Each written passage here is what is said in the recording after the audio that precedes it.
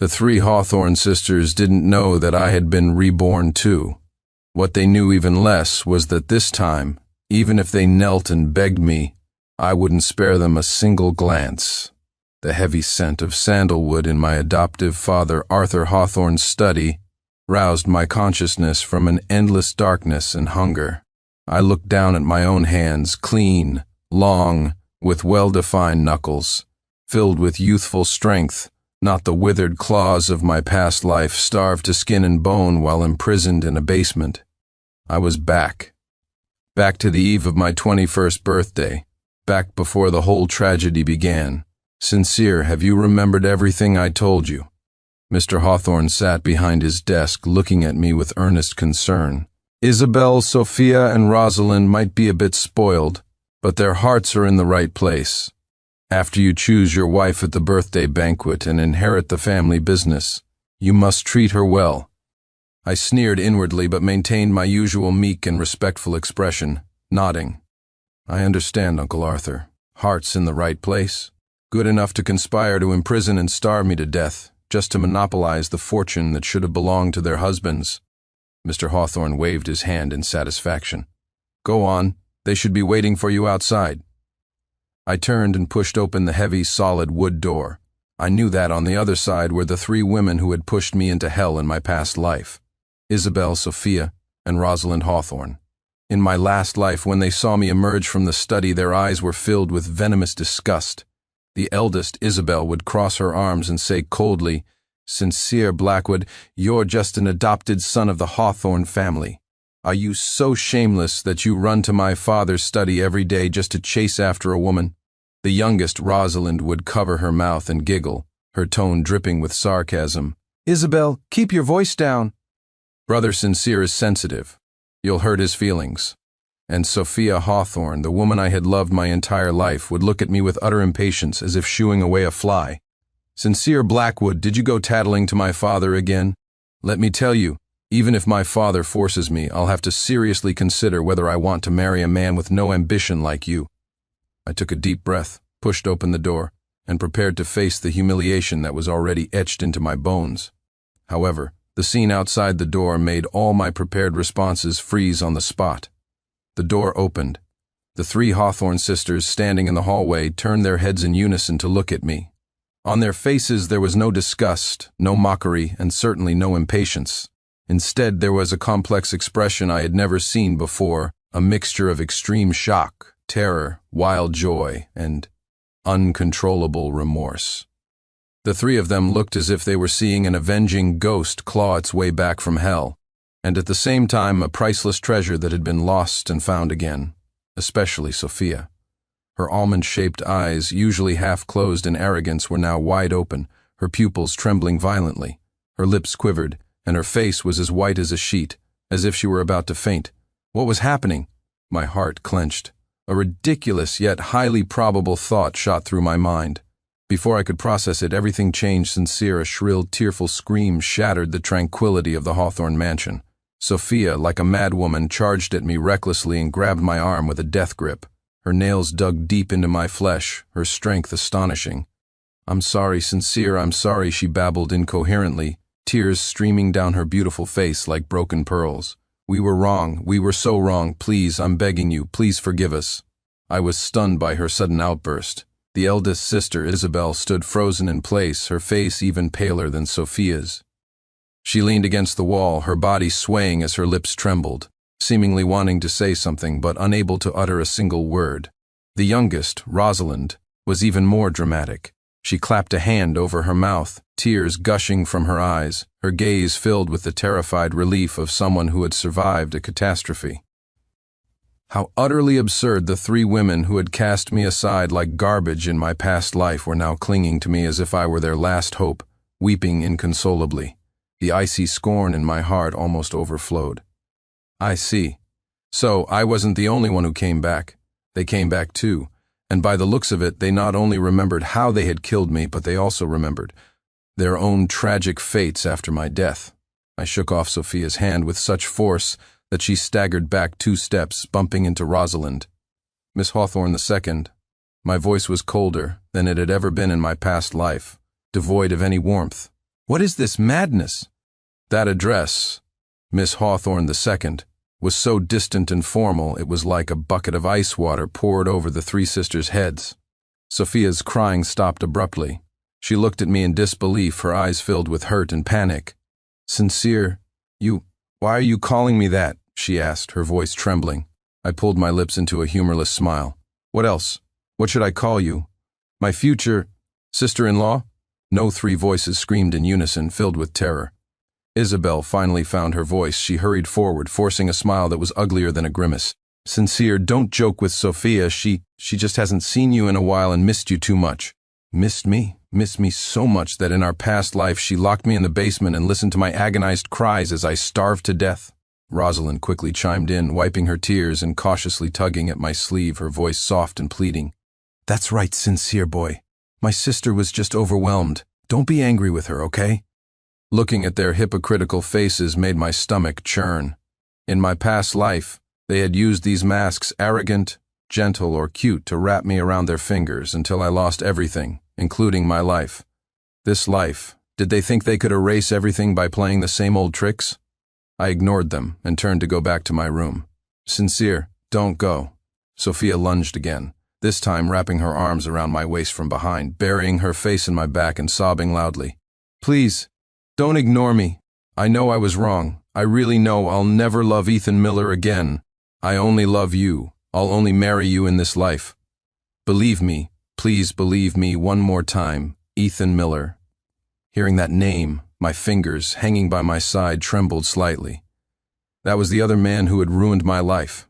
I didn't move, letting her hold me, but my voice was as cold as ice shards. Sophia Hawthorne, have you forgotten? In our last life, you said the same thing. You said you only loved me. Then you turned around and were writhing in our new bed with the gardener's son. The moment my words fell, Sophia's sobs were cut short and her entire body went rigid. The color drained from Isabel's and Rosalind's faces as well. They stared at me in terror, as if looking at some unbelievable monster. Slowly, one by one, I pried Sophia's fingers off me. I turned around, looking down at her tear-streaked face, and said, word by word, so, save your cheap tears and your belated remorse. As far as I'm concerned, your show is over. My words were like a blade tempered in ice, stabbing viciously into the hearts of the three Hawthorne sisters. Every trace of color drained from their faces, even the last pretense of it vanishing. Sophia stood stiffly, trembling like a leaf in an autumn wind. Her lips opened and closed several times, but no sound came out. So, he remembered too. He knew everything. This realization was more devastating than losing their entire fortune and ending up on the streets in their past life. If Sincere didn't know, they could still pretend. They could make amends. They could use every trick in the book to tie him to their side again. But he knew. He knew about their betrayal, their cruelty, and how they had personally pushed him into the abyss. Didn't that make everything they were doing now a complete and utter joke in his eyes? I couldn't be bothered to look at their grief-stricken faces any longer. I turned and walked toward my room. Each step was steady and firm, a world away from the Sincere Blackwood of the past life who was always chasing after them, his very gait an act of appeasement. Sincere Isabel's trembling voice came from behind me, tinged with a plea I had never heard from her before. Where are you going? To my room, I answered without turning back. Should I stay here and enjoy the spectacular performance of you three actresses? A dead silence followed. I reached my room and slammed the door shut with a bang, shutting out those three nauseating faces. The world was finally quiet. But that quiet didn't last long. The next morning, as soon as I stepped out of my room, I saw Isabel standing at my door, dressed in a sharp business suit and holding a file. She had dark circles under her eyes, clearly having not slept a wink. Seeing me, she immediately forced a stiff smile. Sincere, good morning. I contacted a top investment team on Wall Street for you. This is the asset management plan they've tailored for you. The inheritance your parents left you can't just sit there. I'll help you. My affairs are no concern of Miss Hawthorne the First, I cut her off coldly, moving to walk past her and down the stairs. Isabel's body stiffened, the smile barely clinging to her face. She followed me, refusing to give up. Sin, I just want to help you. I don't have any other motive. I stopped and looked back at her, my eyes filled with ridicule. Help me? Like you helped me manage my fortune in our last life until it all became yours." Isabel's face flushed crimson. Shame and humiliation made her almost unable to stand. I ignored her and walked straight down the stairs. In the dining room, Sophia was wearing an ill-fitting apron, fumbling around in the kitchen. The air was thick with the smell of something burning. When she saw me come down, her face lit up as if she'd seen her savior. She quickly ran over, carrying a plate of something so blackened it was unrecognizable. "Sincere, you're awake. Come and try this. I made you breakfast with my own hands." Her face was smudged with flour, and her hair was a mess, completely devoid of the refined elegance of the renowned painter she was. She looked at me ingratiatingly, her eyes filled with humble expectation. I glanced at the plate of charcoal-grilled unidentified object, and a wave of nausea washed over me. In our past life, she couldn't even be bothered to pour a glass of water for me, and now she was cooking for me? How laughable. "I don't eat trash," I said expressionlessly, walking straight to the dining table and picking up a piece of toast prepared by the butler. Sophia froze, holding the plate. The hands that had painted countless stunning works were now trembling slightly. Her eyes reddened, and tears began to well up again. Rosalind, who was sitting at the table, saw this and quickly stood up, diligently pouring me a glass of milk, her voice so soft it was cloying. "Brother Sincere, don't be angry with our sister. This is her first time cooking, and it was all for you. Just take one bite, please, just one." I picked up the glass of milk but didn't drink it. I just looked at her calmly. "You turned down the audition for the movie Splendor this morning." Rosalind was stunned for a moment, then nodded furiously. Yes, I turned it down. Nothing is more important than you, Brother Sincere." Splendor was the film that had won her the Best Actress award in her past life. She had given up such an opportunity just to please me.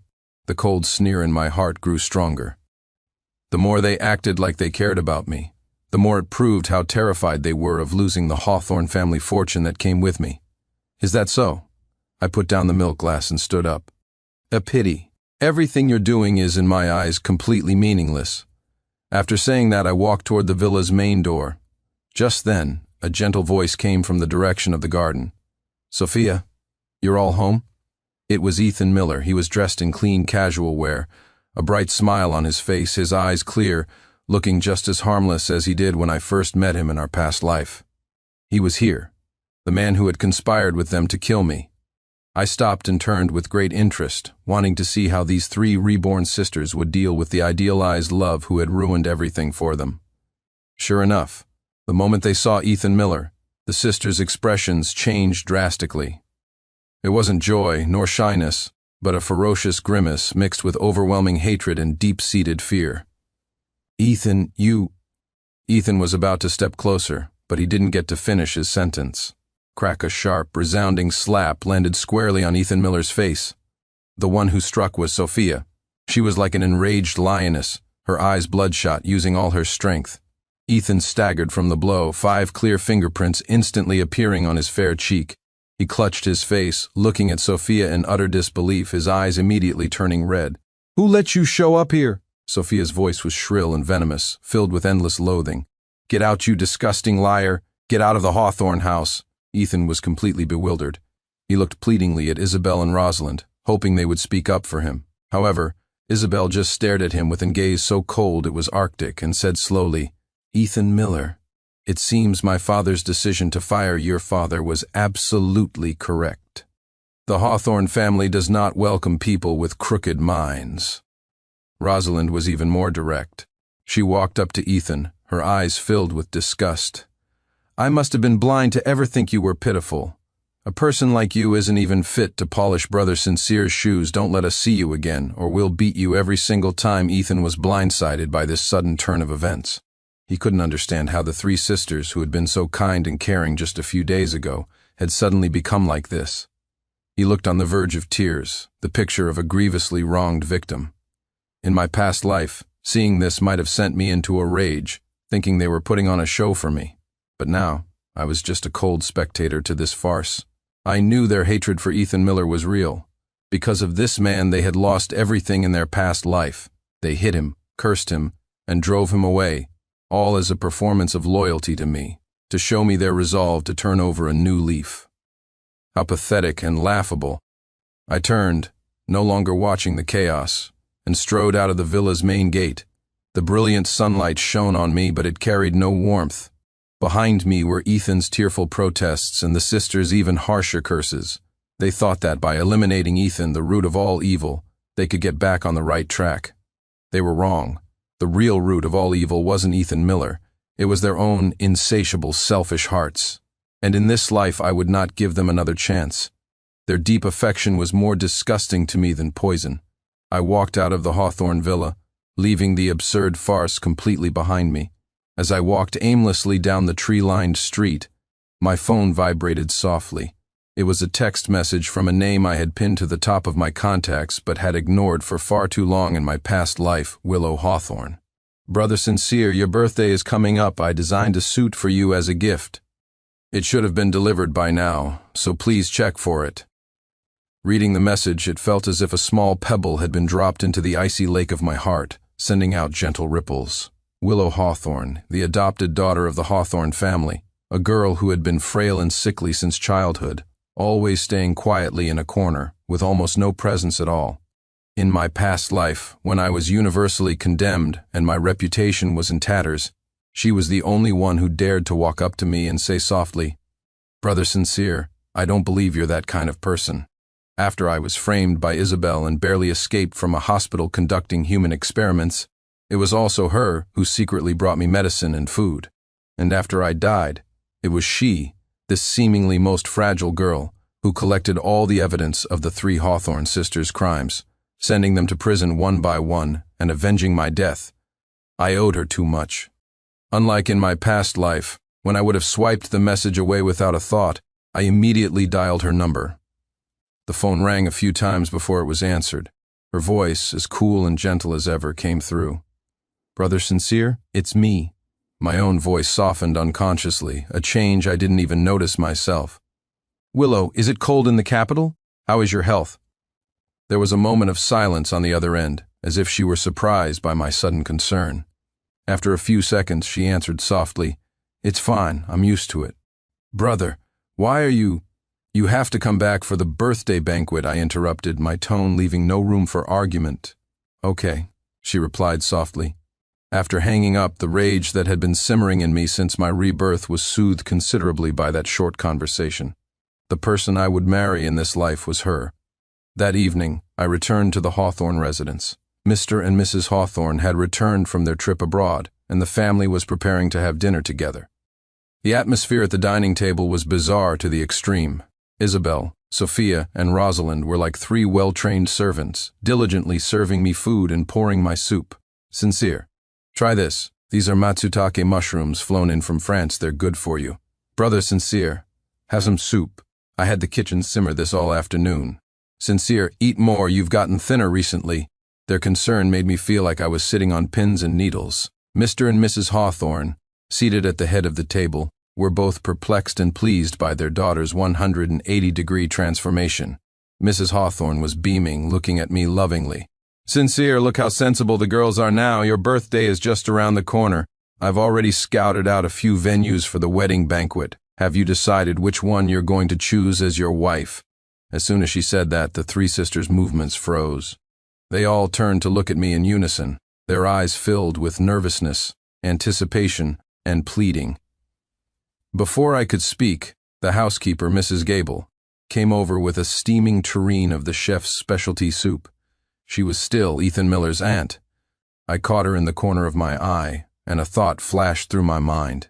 Sure enough, just as she walked behind me, her hand accidentally slipped, and the entire pot of scalding hot soup tipped over, heading straight for my back in my past life.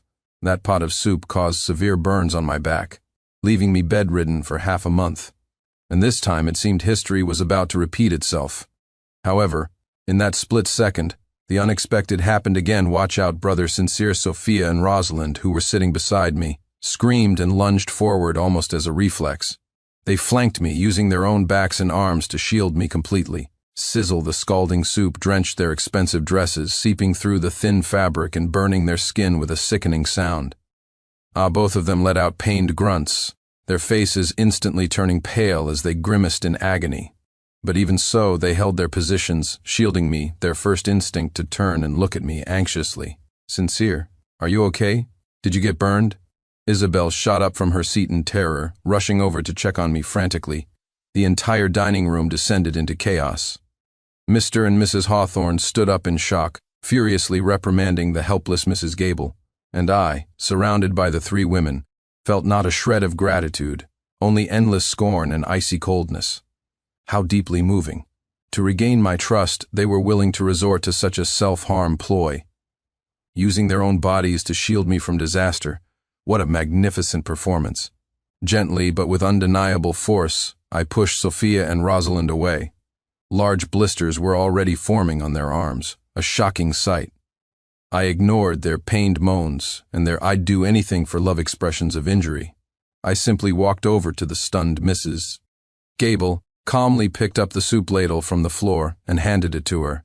"Be more careful next time, Mrs. Gable," I said in a flat tone.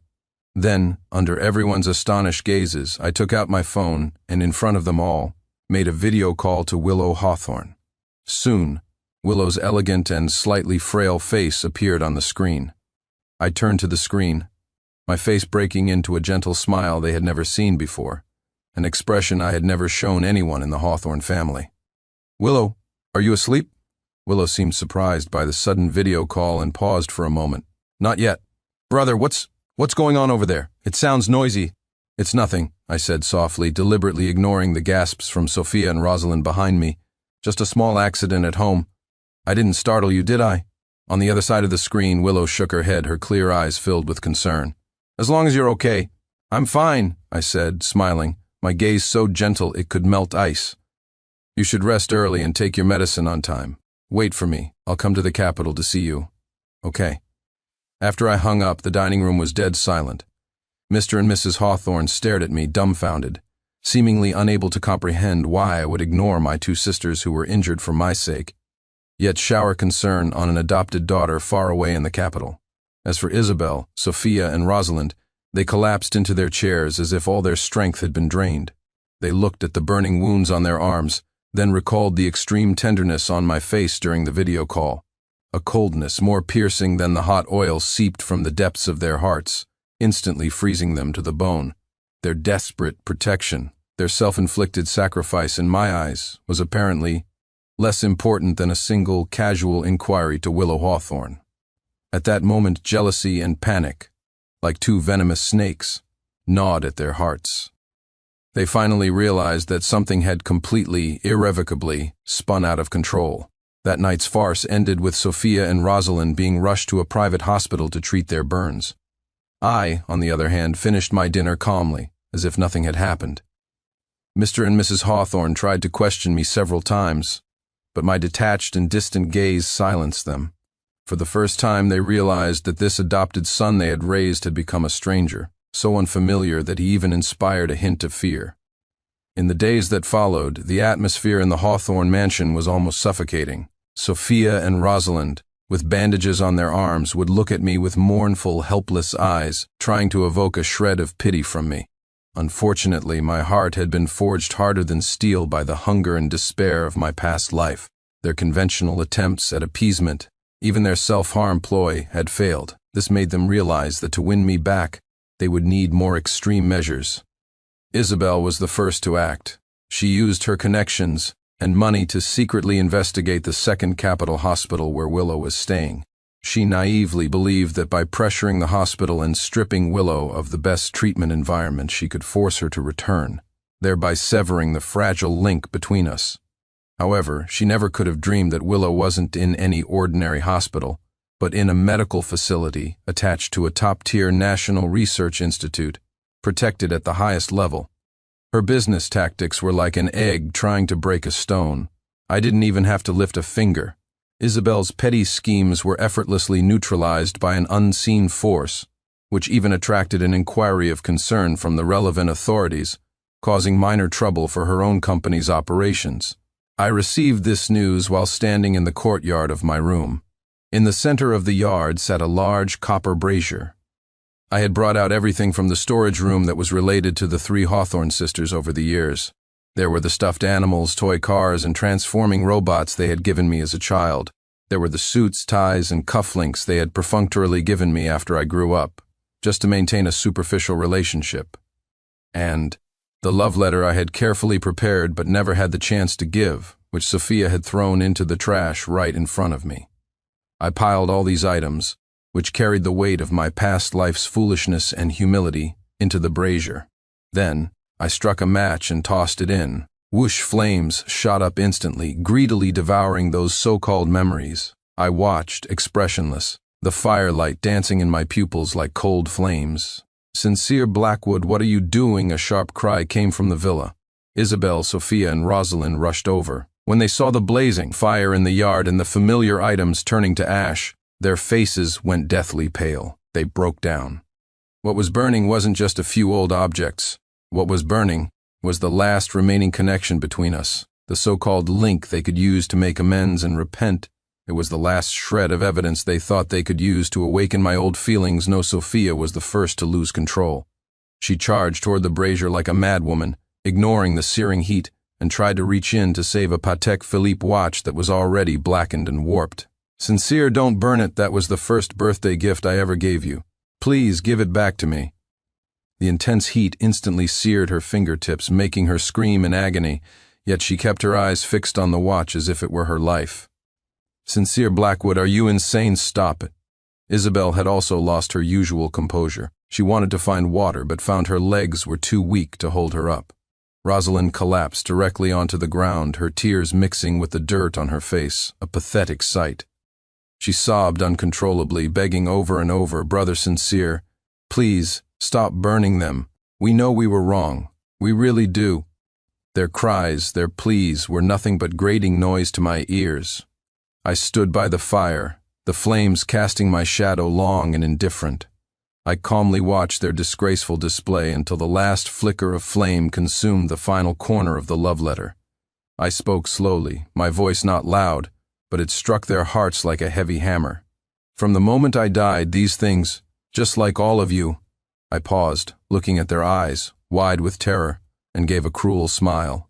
"Became trash, and there will never be a place for you in my life again." The flames finally began to die down. A gust of wind blew the ashes from the brazier, scattering them into a gray streak across the air before they vanished completely. Just like my pathetic past life. Sophia's hand was burned, but she seemed to feel no pain, just staring blankly at the empty brazier. Isabel and Rosalind sat slumped on the ground, their eyes vacant, as if their souls had been ripped out. Their hearts, along with the ashes, had turned to dust. It was only at this moment that they truly, despairingly understood. Sincere Blackwood wasn't just angry with them. He was truly going to erase them from his world, along with the entire past, completely, cleanly, without leaving a single trace. After the burning incident, a strange, deathly silence fell over the Hawthorne mansion. The three sisters were like soulless puppets, wandering around in a daze all day. They no longer came before me to perform their clumsy acts, only occasionally watching me from afar at a turn in the hallway with eyes full of fear, despair, and pleading. Time passed quickly, and soon it was the day of my 21st birthday banquet.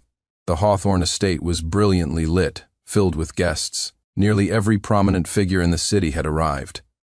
Everyone knew that tonight was not just the birthday party for the adopted son, but also the moment the next heir of the Hawthorne family would be decided. The three Hawthorne sisters, like prisoners awaiting their death sentence, made one last struggle. They wore meticulously chosen expensive gowns and exquisite makeup, their faces plastered with forced, fawning smiles as they moved among the guests, trying to create a facade of family harmony and sisterly love. Sophia, in particular, stuck to my side, repeatedly trying to take my arm, only to be subtly rebuffed each time. The panic in her eyes was too great to be concealed by any amount of foundation. Halfway through the banquet, the music faded, and all the lights focused on the main stage. Mr. Hawthorne, holding a microphone, walked onto the stage with a beaming face and announced loudly, "Distinguished guests, thank you all for coming to my son Sincere's birthday party tonight. As per the agreement made by my late father, today, Sincere will choose one of my 3 daughters to be his wife, and together, they will inherit the entire Hawthorne family enterprise." As he finished, the hall erupted in thunderous applause and envious murmurs. "It has to be Miss Sophia, Everyone knows Sincere has been in love with her for years. Yes, a perfect match. Made in heaven? Amidst the chatter, Sophia nervously clenched her fists, forcing a triumphant smile onto her face. Isabel and Rosalind, however, were deathly pale, staring at me as if trying to pin me to the spot with their gazes. Mr. Hawthorne smiled at me. Sincere, come on up. Tell everyone who you've chosen. I straightened the suit Willow had designed for me and walked onto the stage. Under the spotlight, I could clearly see the starkly different expressions on the three sisters' faces below. Just as I was about to speak, Sophia could no longer contain herself. She lifted her skirt and rushed to my side, standing almost shoulder to shoulder with me. She wanted to create the impression in front of everyone that we were already a destined couple. She even grabbed another microphone before I could. Her voice choked with emotion, and began her final, most desperate confession. Sincere, uncles and aunts, before Sincere makes his announcement, I'd like to say a few words. The hall fell silent, everyone looking at her with curiosity. Tears streamed from Sophia's eyes as she gazed at me lovingly, her voice trembling. Sincere, I know we weren't good enough to you before. We made you suffer so much. Even in our last, she stopped abruptly, as if realizing what she'd said, her face turning white, but it was too late. Her unfinished phrase, in our last life, had terrified Isabel and Rosalind, who were watching from below. The guests erupted in a confused murmur at her nonsensical words. I watched her one-woman show with a cold, impassive heart. I interrupted her, taking the microphone from her hand. My voice, clear and calm, carried throughout the entire banquet hall. Miss Hawthorne, the second speech is very moving, but I believe she may have misunderstood something. I didn't look at her instantly frozen face. Instead, I turned, my gaze piercing through the crowd to land precisely on the girl who had just returned from the Capitol, standing quietly in a corner, watching me in silence. Willow Hawthorne. She was wearing a pale lavender gown tonight, which made her fair skin look even more translucent. She still had that cool, gentle demeanor, but her eyes held a firmness and warmth that others lacked. Under the astonished stares of all the guests, I walked off the stage, step by step, through the crowd and straight to Willow. Then, amidst a collective gasp from the audience, I knelt on one knee, took a ring I had prepared from my pocket and held it up high. My eyes reflected only her. My voice was filled with a depth of feeling and solemnity it had never held before. Willow, in our past life you collected my bones. In this life, let me protect you for a lifetime. Will you marry me? The entire hall was deathly silent. Everyone was stunned by this completely subversive turn of events. Sophia stood on the stage like a statue instantly weathered by the wind. The blood drained from her face. She stared in disbelief at me kneeling before Willow, her body swaying. No, impossible, she muttered, then let out a piercing scream. Why? Sincere Blackwood, you were supposed to choose me. She lifted her skirt and charged down from the stage like a madwoman, trying to pull me away. Isabel and Rosalind also completely broke down, rushing forward to stop it. Sincere, you can't choose her. She's just a sickly thing, brother. Sincere, are you still just trying to spite us? Don't do this. I ignored their madness, focusing only on Willow. Her eyes were red, shimmering with tears. She looked at me, then slowly, solemnly, nodded.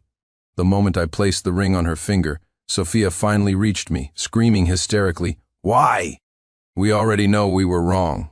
We've been trying so hard to make it up to you. Why won't you even look back at us? I stood up, pulling Willow tightly into my arms, protecting her.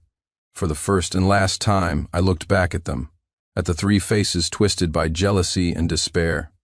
I smiled, a smile of immense scorn and cruelty. I raised the microphone, announcing the world's most brutal truth to them and to everyone present. Your remorse was never for me. It was for yourselves. You weren't afraid of my pain. You were afraid of repeating the fate where Ethan Miller cheated you out of everything, leaving you destitute and turning on each other. Your tears, your repentance, your so-called love, I paused, my every word like a final judgment, is cheap and selfish. Boom, my words were like a thunderclap from the heavens, striking the three Hawthorne sisters with full force. Their biggest, darkest secret was laid bare, bloody and raw, in front of the entire city's elite. Their final shred of dignity was torn to pieces. Under the shocked, contemptuous, and understanding gazes of all the guests, Everything Isabel, Sophia, and Rosalind had ever been proud of came crashing down. They collapsed to the floor, their faces ashen. The judgment was over.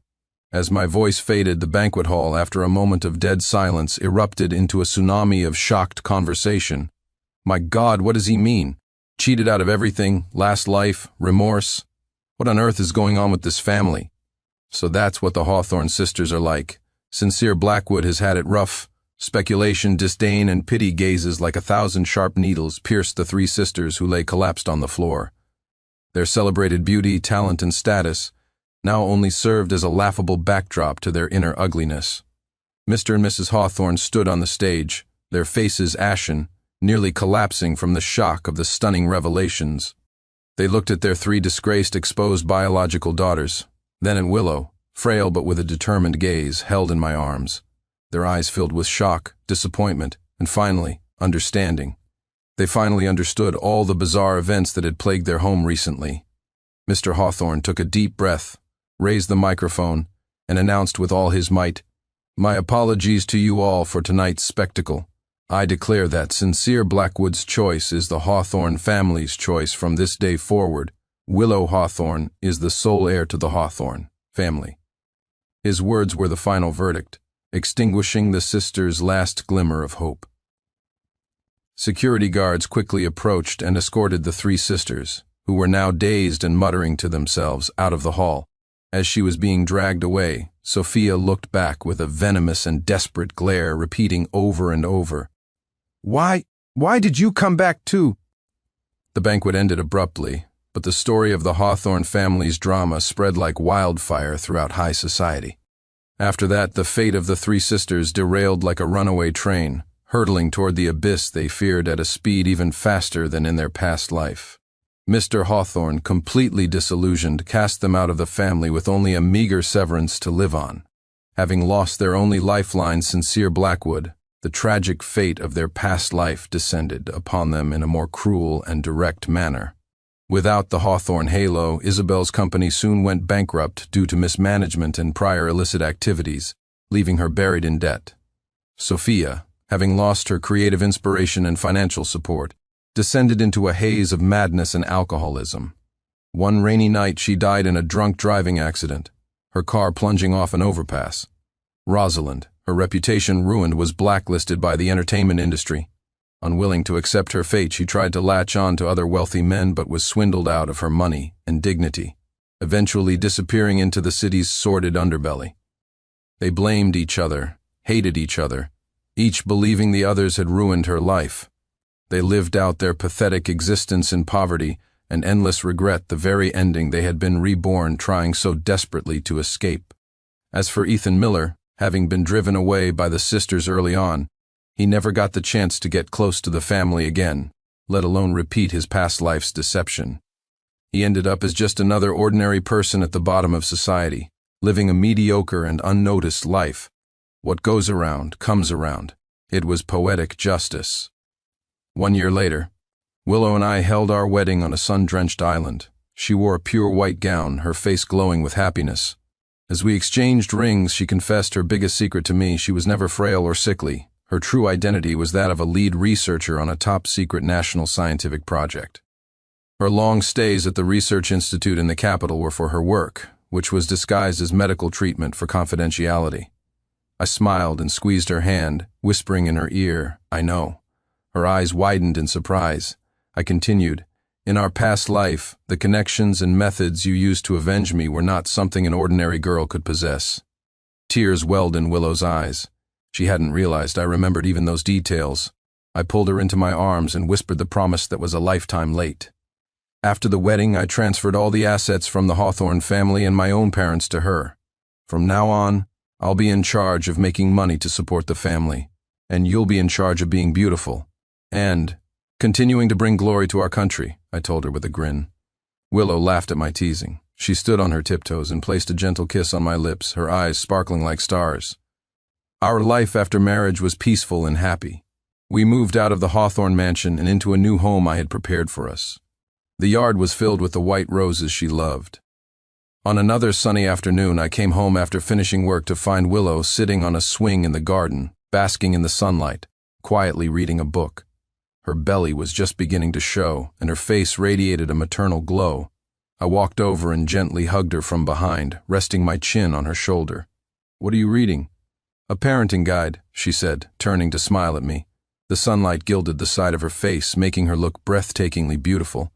I leaned down and kissed her cheek, whispering, "It's so good to have you in this life." Willow put down her book, turned around, and wrapped her arms around my neck.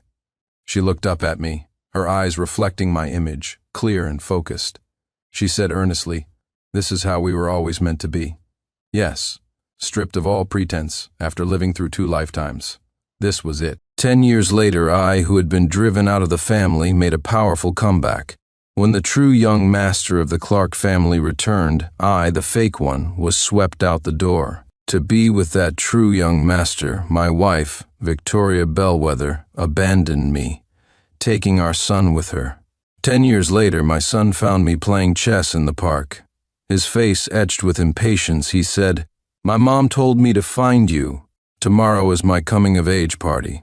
Don't forget to come." "Oh, right. I heard you know Mr. Sterling from Jindy Group." "Is that true?" "The family company's finances are tight lately. Tell that Mr. Sterling to invest $500 million in our company to help us out. Got it?" In the park pavilion, Hayden Clark looked at me, thoroughly annoyed. Anyone could see the contempt and disdain he held for me. Arthur Sterling, playing chess with me, glanced at Hayden and chuckled. "Your son? Quite an interesting kid." I looked at the chessboard, made a move, and replied casually, "Spoiled rotten since he was a kid. Otherwise, he wouldn't have kicked me out with his mother back then." Arthur laughed. "Raising kids isn't easy. You can tell a lot by age 3. If they're not disciplined early, there'll be trouble later.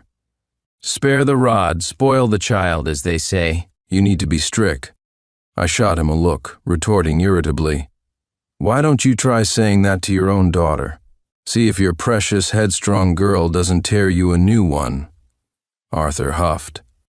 "That's different. My daughter is my own flesh and blood. I can't dote on her enough. How could I possibly hit her?" As soon as he said that, Hayden exploded. He knocked over our chessboard and pointed a finger right at Arthur's nose, cursing loudly. "Damn old man, what did you say?" "Say it again if you dare." If I hadn't held Arthur back, Hayden really would have hit him. I frowned at the furious Hayden and said calmly, "All right, you can go back. I'll be at your party tomorrow." Hayden snapped irritably. "If my mom hadn't made me come find you, I wouldn't want you anywhere near my coming-of-age party. And don't forget to talk to Mr. Sterling from Jindy Group about investing in our company, otherwise don't bother showing up tomorrow either." Before I could respond, Hayden glared fiercely at Arthur, threatening, "Damn, old man, don't let me see you again, or I'll beat you up every time I do with that." Hayden stormed off angrily. Arthur picked up the overturned board in pieces from the ground, smiling at me.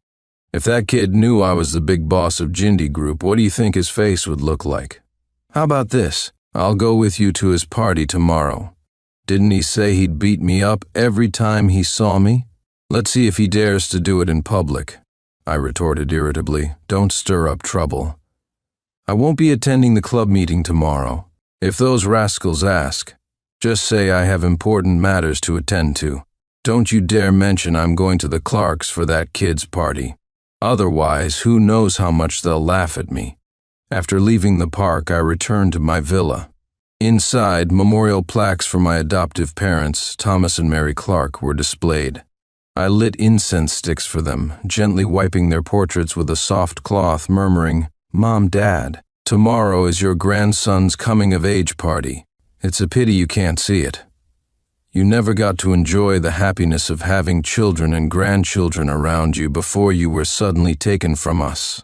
Your departure hit me so hard. After you were gone, Julian Clark threw me out and Victoria Bellwether divorced me to be with him. Even Hayden regarded me with disgust and contempt, wanting Julian to be his father. I can let all that go, but I swear I will find the murderer who killed you, and I will make them pay. All these years I haven't given up searching for the culprit. I have a few leads now. Mom, Dad, just wait a little longer. I am the adopted son of the Clark family. Though not their biological child, my parents loved me dearly. In my 20s, I married Victoria Bellwether. After our marriage, Victoria gave birth to Hayden Clark. It was around that time that the true heir of the Clark family, Julian Clark, returned. Back then, Julian was adept at disguising himself, winning my parents' favor, and I treated him well too. After all, I felt I owed him for taking his place and enjoying the Clark family's wealth and status for over 20 years. I wanted to make it up to him.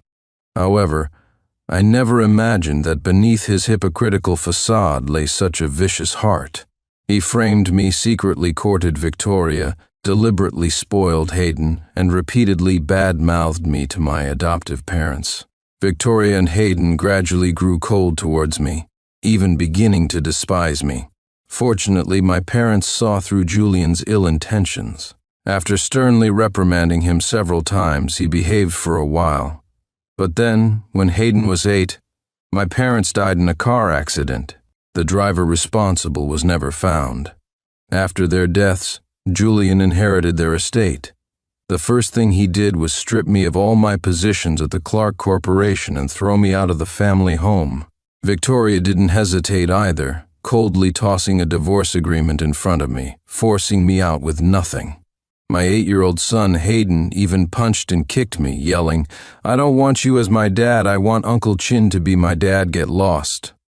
Julian wrapped his arm around Victoria's waist, mocking me, smugly sincere. "To put it nicely, you're the adopted son. To put it bluntly, you were just a dog the Clark family raised. What do you have to compete with me?" Victoria leaned against Julian, looking at me with arrogant disdain.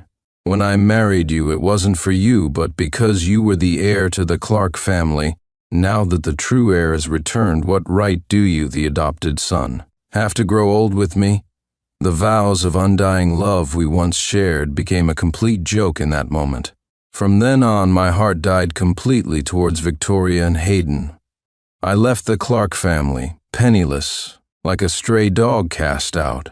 During that time, I truly despaired of the world. I sat by the riverside all night, several times feeling the urge to plunge into the rolling waters. But the faces of my adoptive parents kept flashing in my mind. The driver who killed them hadn't been found yet. I hadn't repaid their kindness in raising me. How could I give up and seek death?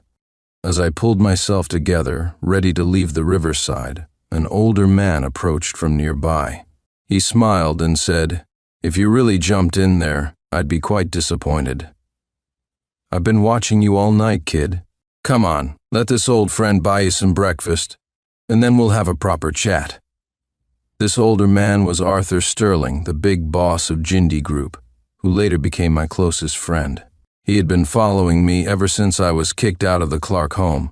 In his words, he saw my potential and wanted me to join Jindy Group in a senior position. I refused.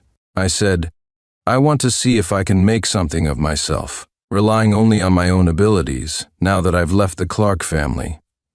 Arthur admired me even more for that. With his help, I dove into the financial industry. Through my own abilities and hard work, I gradually rose to become one of the major players behind the scenes. Arthur and I became fast friends despite the age gap. He introduced me into the exclusive circle of top business clubs, filled with leaders from various industries. 10 years passed in a flash. Looking back, the Clark family, which once seemed so formidable, was now insignificant in my eyes. I never thought about taking revenge on Julian, Victoria, or Hayden. The only thing I couldn't let go of was the car accident that killed my adoptive parents. Over the years, I hired many private investigators and used countless connections to investigate the details of that accident. Just recently, I finally found some clues. I took out my phone and looked at a photo. It was a wedding picture of Julian and Victoria. They got married 10 years ago, right after I was thrown out. Hayden, dressed in a child's suit, stood beside them, the family of 3 smiling sweetly and happily. Julian had deliberately sent me this photo back then to provoke me.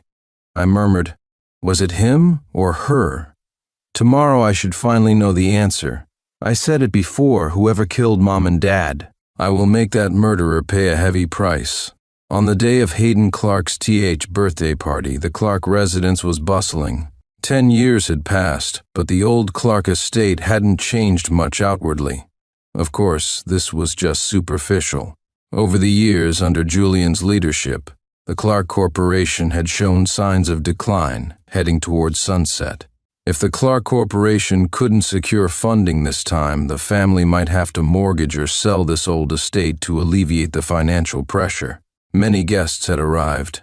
When they saw me appear, quite a few showed strange expressions. Why is Sincere Clark here? Obviously it's his son's coming-of-age party today. How could he not come? That's ridiculous. Everyone knows Sincere was kicked out by Julian, and Victoria divorced him. Even his son disowned him. Showing up now, isn't he here to cause trouble? Ever since Sincere was thrown out, there's been no news about him. Who knows what he's been doing all these years? I heard Sincere knows Mr. Sterling from Jindy Group. The Clarks invited him, probably hoping to use his connection to get in touch with Mr. Sterling. That's even more absurd. Who is Mr. Sterling of Jindy Group? How could Sincere possibly have connections with such a big shot? After entering the financial industry, I operated behind the scenes. Apart from the top figures in the exclusive club, few knew that the emerging financial mogul of recent years was me. I ignored the guests and their strange looks, heading to the buffet table to pick out some food. Just then, the man of the hour appeared. Victoria, arm in arm with Julian, walked towards me with Hayden. Hayden looked at me with disgust. "You're wearing that to my coming-of-age party? Are you deliberately trying to embarrass me?" I was dressed casually in clean, neat leisure wear. Though not comparable to the suits worn by other guests, I saw no problem with it. But Hayden clearly disapproved. In truth, even if I had dressed impeccably, they wouldn't have been pleased to see me. I said calmly, "Money's been tight lately. Can't afford fancy clothes and shoes." The disdain in Hayden's eyes deepened. Before he could speak again, Victoria interjected coldly, "Sincere, letting you attend Hayden's party is already giving you face. Don't cause any embarrassing scenes looking at this woman who once promised to grow old with me, who made vows of eternal love." I couldn't help feeling a twinge of emotion. I was too naive about love back then, failing to see Victoria's true colors sooner. Remembering how she had unhesitatingly thrown the divorce papers at me, remembering my despair wanting to jump into the river, I felt foolish. All the love I gave back then, consider it fed to the dogs.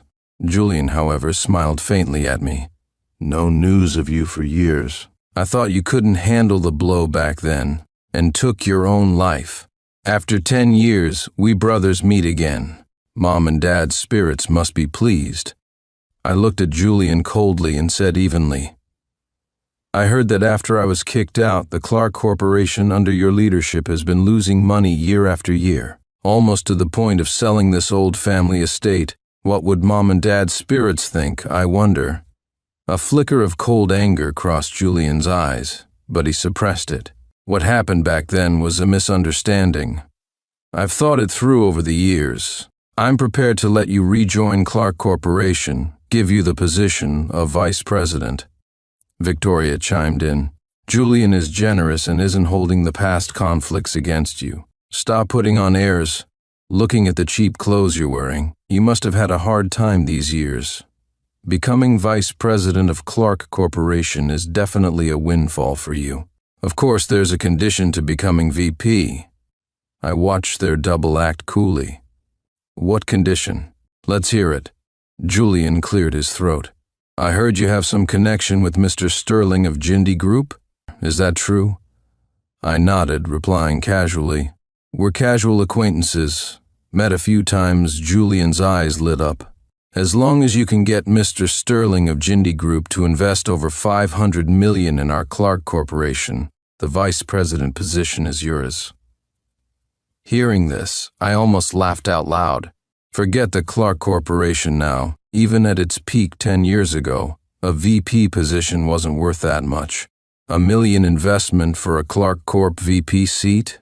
Did Julian think I was an idiot?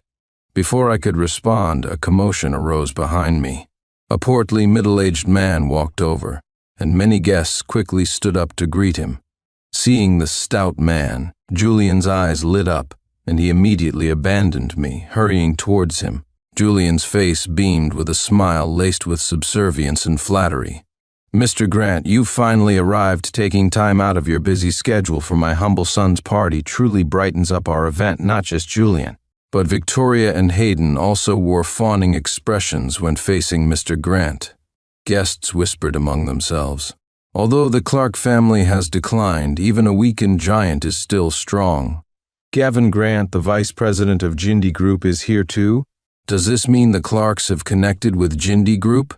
If so, the Clark family might be reborn. Everyone knows Jindy Group is loaded. If you can latch onto their coattails, even a pig could fly. Gavin Grant is just a VP in name at Jindy Group, without much real power. If it weren't for being Arthur Sterling's nephew, how could he get that position? Well, that's his skill too. If you're so capable, go find a wealthy uncle yourself." Mr. Grant was very arrogant. He shook Julian's hand briefly and said coolly, "Mr. Clark, I'm quite busy. Time is limited. Let's sign the contract first. After signing, I'll go back and talk to my uncle about investing in your Clark Corporation. How about that?" Julian hesitated slightly. Victoria quickly urged, "No problem. Let's sign now." She then whispered to Julian, "If we miss this opportunity, Clark Corporation is truly finished. This Clark estate isn't that useful to us anyway. Even if sold at a high price, it might fetch $100 million at most, not nearly enough for the company's finances." Mr. Grant offered only $10 million, much lower than market value, but as long as he can persuade Mr. Sterling to invest in our company, it's worth it. Hayden also persuaded Julian, "Dad, if our company goes bankrupt, this old house is useless. I don't want to live in poverty. You promised me a luxury car and a mansion after my party." Julian nodded firmly and smiled at Mr. Grant. "All right, since Mr. Grant has said so, I won't say more." Mr. Grant smiled smugly, produced a contract for the purchase of the Clark estate, and asked Julian to sign. I, who had been silent nearby, spoke up gravely. "This estate is the Clark family's ancestral property. Even when Mom and Dad were facing their toughest times, they never thought of selling it. Julian, he's only offering $10 million, and you're selling it? If the Clark ancestors knew about this, they'd probably turn over in their graves." Hearing this, Julian flew into a rage, yelling at me, "Sincere Clark, shut your mouth. You're just an adopted son. Who are you to lecture me? This ancestral home is my property. I'll sell it if I want. If you dare to babble again, I'll have someone beat you up and throw you out right now." Victoria and Hayden also glared at me angrily, as if I had ruined their fortune. Just moments ago, they hoped I could connect them with Jindy Group. Now, seeing Mr. Grant, they deemed me useless, discardable. Just like when they kicked me out years ago, so decisive they really are pragmatic. Mr. Grant glanced at me and snorted coldly. "Are you that adopted son, Sincere Clark, who was thrown out? You're not the one in charge here. What right do you have to interfere?" "Get lost," looking at the arrogant Mr. Grant, I sighed inwardly. Arthur had mentioned this Gavin Grant to me. Even though Grant was his nephew, Arthur found him quite annoying. If Arthur's late older sister hadn't asked him to look after Gavin before she passed, Arthur would have kicked Grant out of Jindy Group long ago. Seeing Julian quickly sign the contract to sell the ancestral home, I frowned at Gavin Grant. "Does Arthur Sterling know about you lowballing the price for the Clark estate? Doing this behind his back? Aren't you afraid he'll punish you later?" Grant became furious, glaring fiercely at me. He turned to Julian. "Mr. Clark, what this adopted son of yours said makes me very uncomfortable." Julian gritted his teeth, looking at me, and roared, "Sincere, are you deaf?" Deliberately provoking Mr. Grant, deliberately disrupting the cooperation between our family and Mr. Grant. You just don't want to see us Clarks doing well, do you? I shouldn't have agreed to let you come to this party in the first place, men. Break this guy's legs and throw him out." As Julian finished speaking, some Clark relatives approached me with hostile expressions. Victoria and Hayden glared, cursing, ready to attack me. Just then an angry shout came from the entrance of the ancestral home. "Stop!" Following the shout, Arthur Sterling walked in, leading a group of people. The people behind Arthur were all top leaders in their industries and also members of our club. Seeing this, I rolled my eyes, exasperated. Today was the club meeting day. I had told Arthur not to tell those rascals I was coming to the Clarks today. Clearly, Arthur hadn't listened. He deliberately brought those rascals here to watch the show. Arthur and the others raised their eyebrows at me, all wearing wry smiles. Arthur turned to the pale-faced Gavin Grant and said coolly, "Mr. Grant, using my name to throw your weight around out here. Quite impressive." Gavin Grant, who just moments ago wore a face full of arrogance, now looked like a frightened rabbit, his bulky frame trembling slightly. He forced a smile, his voice shaky. "Uncle, why are you here too? I heard you mention the Clark estate before, thought you fancied this piece of land, so I wanted to acquire it quickly as a gift for you."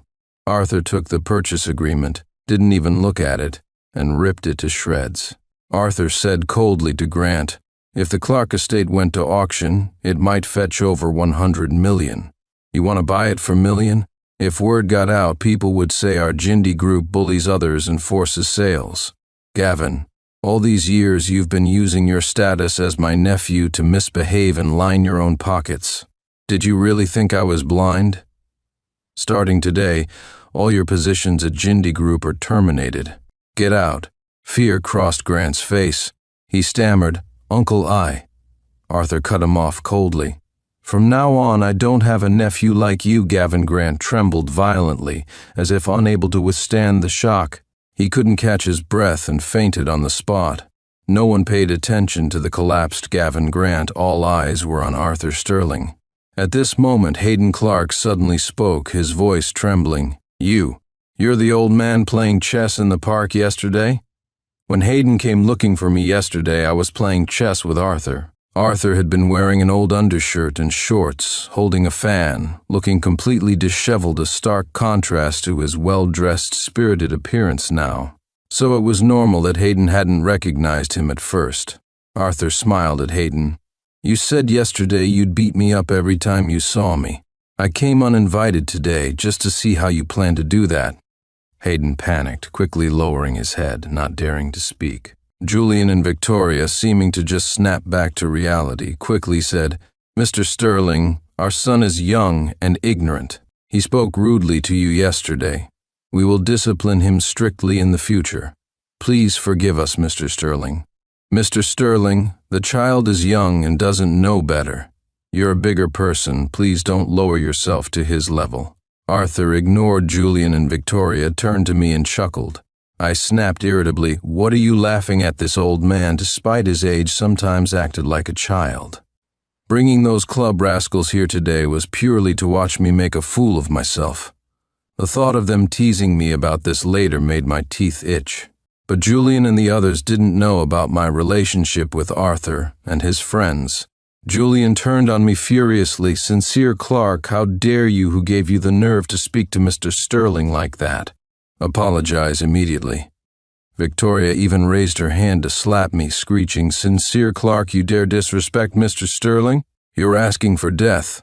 Before Victoria's hand could reach my face, Arthur grabbed it firmly. Arthur narrowed his eyes at Julian and said coolly, "My young friend is joking with me. What business is it of yours?" Before Julian could react, Arthur looked at the stunned Victoria, his tone laced with contempt. "Stupid woman. Threw away gold with your own hands, only to pick up dog shit and treat it like treasure. Absolutely blind." Arthur's words left not only Julian and Victoria dumbfounded, but also stunned every guest present. Arthur threw an arm around my shoulder and announced cheerfully to the crowd, "Everyone, taking advantage of this fine day, let me introduce my young friend here. You all should know about the mysterious mogul Yan Qing, who emerged in the financial world these past few years, right?" Hearing this, many people in the crowd nodded and murmured in agreement. The titan who suddenly rose in the financial world. Anyone who knows anything about finance must know this mogul. I wonder what that financial giant is like. I only heard he seems quite young, but few people know what he looks like. I heard he's a member of the Dragon Shine Club, recommended by Mr. Sterling himself. Only the top leaders in various industries can get into the Dragon Shine Club. What does Mr. Sterling mean by saying this all of a sudden? Arthur chuckled and pointed at me, declaring to everyone, "This young friend of mine is that most mysterious financial mogul rumored about these years, Yanqing, Sincere Clark. They are one and the same." This statement dropped like a bombshell, causing ripples of shock. Gasps filled the air, with Julian and his family reacting with the most shock and panic. Julian's eyes widened. He blurted out, "Impossible, how could that financial mogul who rose so quickly in just a few years be this adopted son?" Victoria, flustered, spoke without thinking, "Is there some mistake? Or perhaps, Mr. Sterling, you're joking with us." Hayden stared blankly at me, speechless. Anyone with half a brain could see Arthur wasn't joking. After all, who was Arthur Sterling? Would the top business leaders he brought with him have nothing better to do than come here and play a prank on everyone? Seeing how casually I interacted with Arthur and the other top moguls, the way the guests looked at me gradually changed. From mockery, disdain, and contempt, their expressions shifted to awe, fear, and even a hint of sycophancy. Arthur looked at Julian, a half-smile playing on his lips. "Mr. Clark, helping Clark Corporation overcome its difficulties is actually very simple. Just ask Sincere for help. If he agrees to help you, Clark Corporation will not only survive this crisis but might even soar." Arthur's words made Julian's face flush red and pale by turns. It was Julian who had personally thrown me out of the Clark family. Just moments ago, in front of Gavin Grant, Julian had roared at me, threatening to break my legs. Now, asking him to bow his head and beg me, in front of everyone, was indeed a loss of face he found hard to swallow. Victoria spoke up at this point, her tone intimate. "Sincere, we're family. Let's not make things too ugly. Clark Corporation will be left to your son eventually. Helping Clark Corporation is helping our son. You're so wealthy now. Injecting a few $100 million shouldn't be a big problem, right?" I glanced at Victoria. She looked at me seductively, her eyes burning with a certain heat. Could this woman be thinking about getting back together with me? When she and her son abandoned me back then, they were utterly ruthless and decisive. I ignored Victoria and turned to Julian. "Sell the Clark ancestral home to me. I'll offer a high price." "How about 200 million? Julian's mouth twitched. 200 million is far from enough to solve the company's crisis. How about you? I cut him off calmly. "I've calculated. If you sell the ancestral home to me and sell off your other assets, you should barely be able to get Clark Corporation through this crisis. As long as Clark Corporation doesn't collapse, you'll still have the goose that lays golden eggs. You should know which is more important. Even if the ancestral home is auctioned, no one will offer a higher price than me." "Of course, if you disagree, consider it unsaid," Julian quickly replied. "Sell, I'll have someone draw up the contract right now." Soon, Julian's assistant prepared the sales contract for the ancestral home. After reviewing it and finding no issues, I signed and transferred the funds directly. Having acquired the property rights to the Clark ancestral home, I felt a sense of relief, brought into the Clark family by my adoptive parents as a child. This ancestral home held too many memories. It was my childhood sanctuary. Now, it finally belonged completely to me after completing all the procedures for the transfer of the ancestral home. Julian forced a smile. "Brother, the family still has some other assets. Would you consider buying them all? The family supermarket chain and that shopping mall in the East District, if you want them for the sake of our brotherhood. I'll sell them to you at a discount. Just 600 million. How about it?" Was he trying to treat me like a sucker? Over the years, many of the Clark family's assets had been run into the ground by Julian, nearing bankruptcy and worth very little. The assets he mentioned, even if given away for free now, nobody would want them due to the mountains of bad debt attached. I didn't refuse. Looking deeply at Julian, Victoria, and Hayden, I said, Answer one question for me and I'll take all those near-bankrupt assets off your hands. How about that? Julian, Victoria, and Hayden immediately became excited, their eyes fixed on me eagerly. Julian urged, "Brother, what do you want to ask?" I took a deep breath. "Where were you when Mom and Dad had their car accident?" The moment I asked this, both Julian and Victoria stiffened slightly, their expressions subtly changing. Especially Julian, a flicker of panic crossed his eyes. Julian forced a laugh. "Brother, why bring that up again? Didn't I tell you before?" That day happened to be Hayden's birthday. You were too busy to spend time with him, so I took him and his mother to the amusement park. Victoria nodded quickly. That's right, we were at the amusement park that day.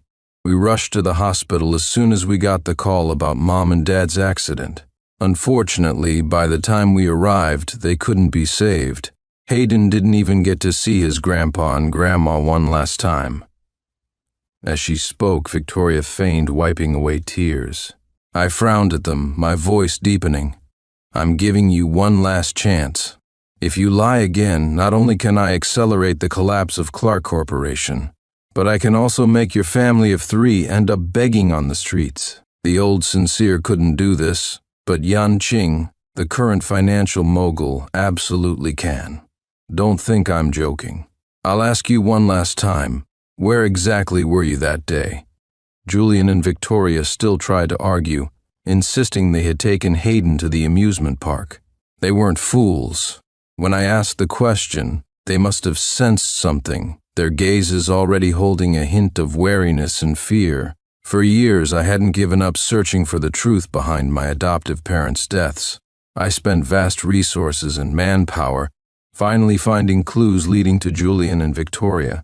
I just wasn't sure which one of them was the true mastermind. I said calmly, "Since you refuse to tell the truth, prepare for bankruptcy and begging on the streets." Then I turned to Arthur and the other top moguls. "My esteemed friends, please lend me a hand. For the next little while, let's target the Clark family." Arthur and the others laughed heartily, readily agreeing. "Young friend, we've been waiting for you to say that. I've disliked this Julian Clark for a long time. If it weren't for giving you face, I would have moved against Clark Corporation long ago. He lacks the ability yet holds a high position, a sure path to ruin. Jealous of the capable. Even a pig managing Clark Corporation would be better than this Julian. Don't worry, with us old brothers taking action, it won't even take a month to force Clark Corporation into bankruptcy liquidation." After Arthur and the others spoke, Julian and Victoria's faces turned ashen, their anger mixed with thick panic. Julian glared at me, roaring, "Sincere Clark, you were raised by the Clark family my parents raised you from childhood. Instead of being grateful, you treat our family like this. My parents' spirits in heaven will definitely not let you get away with this." Victoria added hastily, "Sincere, you've achieved success now. Are you going to disregard the kindness the Clark family showed you? You repay kindness with vengeance who will dare to work with you in the future. Aren't you afraid of being condemned by everyone?" Their words made the guests look at me with slightly changed expressions. Just then Hayden, who had been silent, suddenly spoke to me. "Dad, the day Grandpa and Grandma died, Uncle Julian and Mom didn't take me to the amusement park. They left me alone at the park. They went somewhere.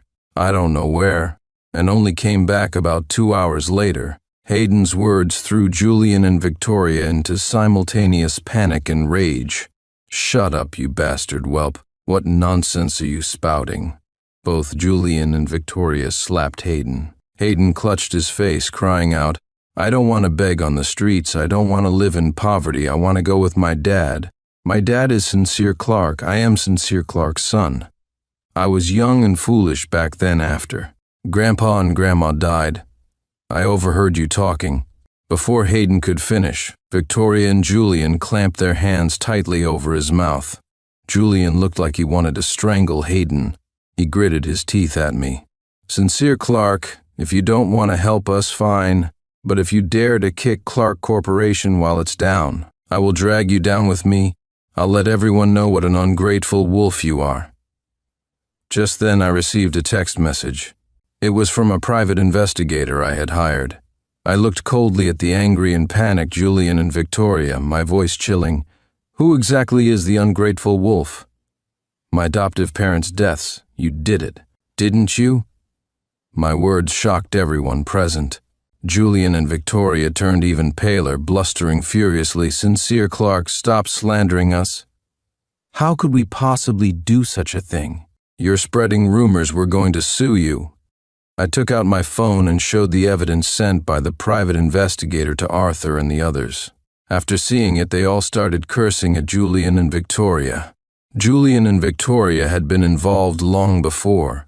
Although Julian was the true heir, a significant portion of Clark Corporation's power was in my hands, which made Julian deeply dissatisfied. When my adoptive parents planned to write their will, intending to leave a part of the family assets to me, Julian's jealousy flared intensely. So, Julian and Victoria conspired, using some help from Victoria's family, the Bellwethers, to stage a car accident that resulted in my adoptive parents' deaths. The private investigator I hired had, through various clues and tracking down witnesses from the accident years ago, and by using certain special means to install listening devices in Julian and Victoria's car, finally confirmed that they were the true culprits behind my adoptive parents' murder. When I presented the evidence from my phone, the entire place erupted. In that instant, everyone looked at Julian and Victoria with disgust and contempt, shouting curses endlessly. Julian and Victoria still tried to deny it, but Hayden suddenly broke free, ran to my side and said, "Dad, I can testify they were the ones who killed Grandpa and Grandma." I overheard them talking, discussing how they killed Grandpa and Grandma and about the help from Mom's family. Hayden recounted the details of Julian and Victoria's conspiracy, draining the color from their faces. Then Hayden looked at me pitifully. "Dad, I was young and didn't know better back then. I wasn't involved in killing Grandpa and Grandma. I'm your only son now that I've redeemed myself by exposing them. Can you forgive me for the mistakes I made back then?" I looked at Hayden with complicated emotions and sighed. "I forgive you. However, you've got one thing wrong. I'm not your dad. Julian Clark is your biological father." Hayden was stunned. The guests were stunned. Even Arthur and his old friends looked at me, utterly astonished. I told Hayden, "Before your mother married me, she was already involved with Julian Clark. You are their biological son. Otherwise, why do you think your mother divorced me so decisively back then? Why has Julian treated you like his own son all these years? Today you exposed your own parents. That's quite something. Consider this my coming-of-age gift to you. Do you like it?" Hayden trembled, looking at me with disbelief and terror. He stammered, "Dad, you must be joking." I ignored him and looked at Julian and Victoria, saying softly, "All these years, haven't you told the child about his origins? Or perhaps you were too ashamed to mention it, afraid your own biological son would look down on you. I only found out about Hayden's true parentage after leaving the Clark family. Over the years, while investigating my adoptive parents' deaths using numerous private investigators and connections, I uncovered some secrets about Victoria and Julian. Victoria had been involved with Julian even before she met me. Knowing this, I began to suspect whether Hayden was really my child. When Hayden was in middle school, I managed to obtain samples of his hair and nails and had a paternity test done. The results proved he wasn't biologically mine. Although Victoria and I were divorced by then, I couldn't help but feel a surge of anger and grief. It was also from that point that I started to suspect my adoptive parents' deaths might be related to Victoria and Julian. Now the truth was out. Saying all this publicly, I felt a weight lift off my chest.